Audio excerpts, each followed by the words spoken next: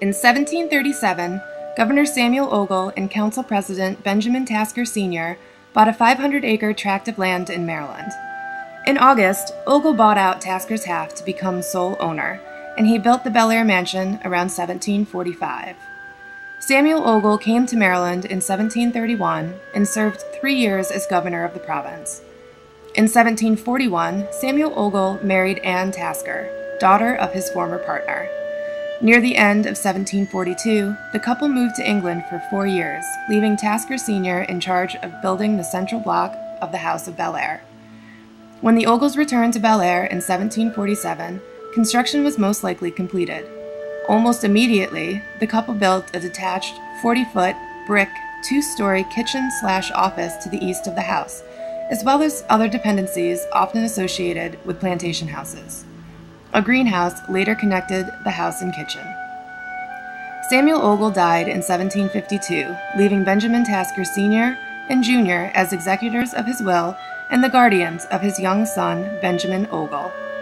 Tasker Jr. took over management of Belair and carried out numerous innovations, including the allée, or double row of tulip poplar trees planted to the north of the house.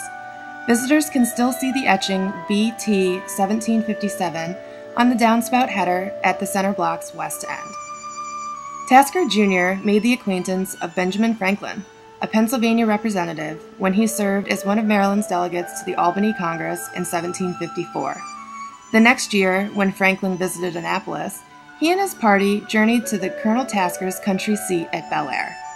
Benjamin Tasker Jr. died in 1760, and his father continued to run Belair until his death in 1768. After attending school in England, young Benjamin Ogle returned to Maryland shortly before his grandfather Tasker died. In 1770, Ogle initiated efforts to gain possession of Belair, which he considered his rightful inheritance. After several years of litigation, he finally succeeded. He then established a deer park at Belair, and from its stock even helped George Washington start one of his own.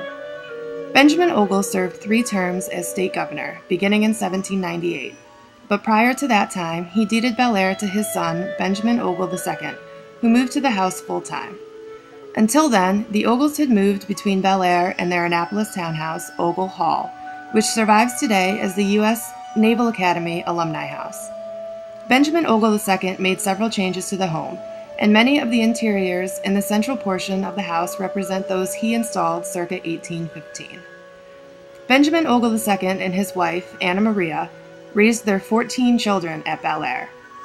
At his death in 1844, he directed that after Anna Maria's death, Belair would be divided between his 2 sons, with George Cook Ogle receiving the half containing the house. The Civil War caused immense economic havoc, and Belair was mortgaged several times. As Belair was a slave-operated plantation, the ratification of the Maryland Constitution of 1864, which emancipated the slaves in Maryland, effectively ended its operation as a plantation. The Ogles eventually failed to meet their mortgage obligation, and Belair was sold by court order. From 1871 through 1898, a string of families owned Belair, most for only short periods, and the house fell into disrepair.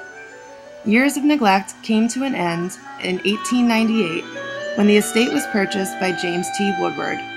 Woodward had amassed a fortune as president of the Hanover National Bank and made several improvements to the estate. He added the hyphen and a service wing at the northwest end. At his death in 1910, he bequeathed Belair to his nephew, William Woodward Sr., who carried out construction of another hyphen and service wing on the east and replaced the northwest service wing with the present sunroom. The Woodward era, marked by a long succession of famous thoroughbred horses, including 2 Triple Crown winners, came to an end in 1955 with the tragic death of William Woodward Jr. 2 years later, the estate was purchased at auction by the Levitt Corporation, and for some time the company used the mansion as an office. In 1964, Levitt sold the building to the city of Bowie for the sum of $1. Bowie used the house as City Hall until 1978. Belair was named to the National Register of Historic Places in November of 1977. A long restoration period ended with the reopening of the mansion in 1995. The Belair Mansion now serves as a museum, reflecting the lives of all who have lived here over its long history.